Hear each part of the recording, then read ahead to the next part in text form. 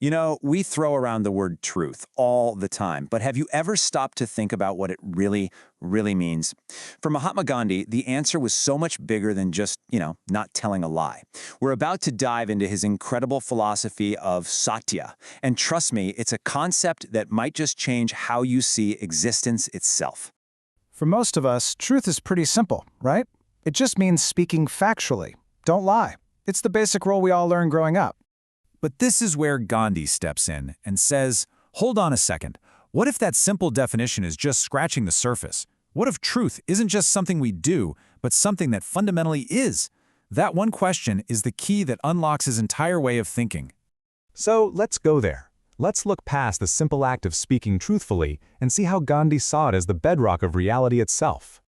To really get what Gandhi was talking about, we have to go back to the very beginning, to the Sanskrit root word, sat. Now, sat doesn't just mean truthfulness. It means to be.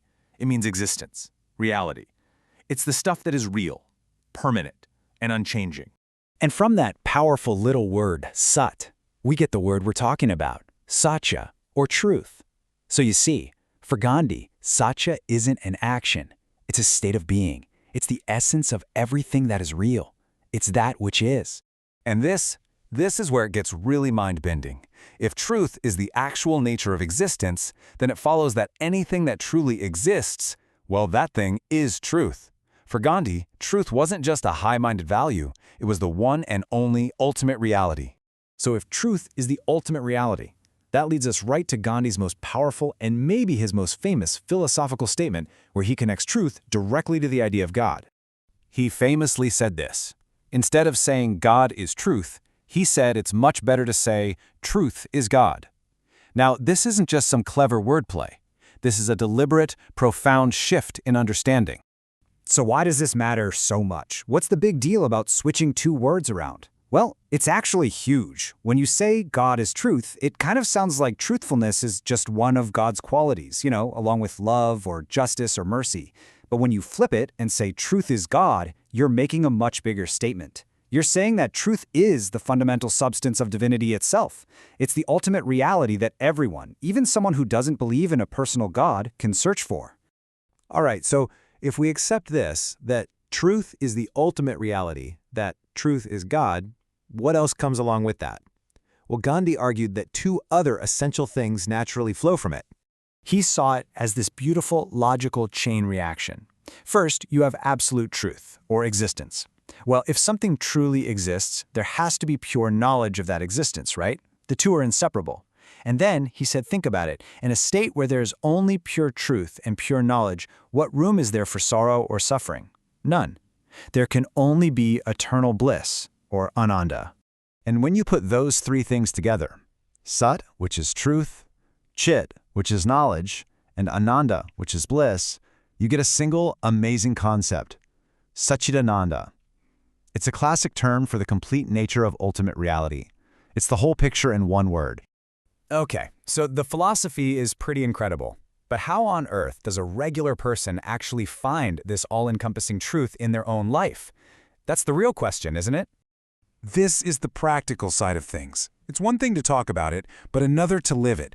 Gandhi believed this quest, this journey, wasn't just a casual thing. It required two very specific, very powerful disciplines. He boiled it down to these two pillars. The first is abhyasa. This is the constant day-in, day-out practice and devotion. It's the active, relentless pursuit of truth in every single thing you do. And the other pillar, its perfect complement, is vairagya. This is complete detachment, an indifference to everything else, everything that is not truth. So one is about intense focus, and the other is about letting everything else go. But let's be real.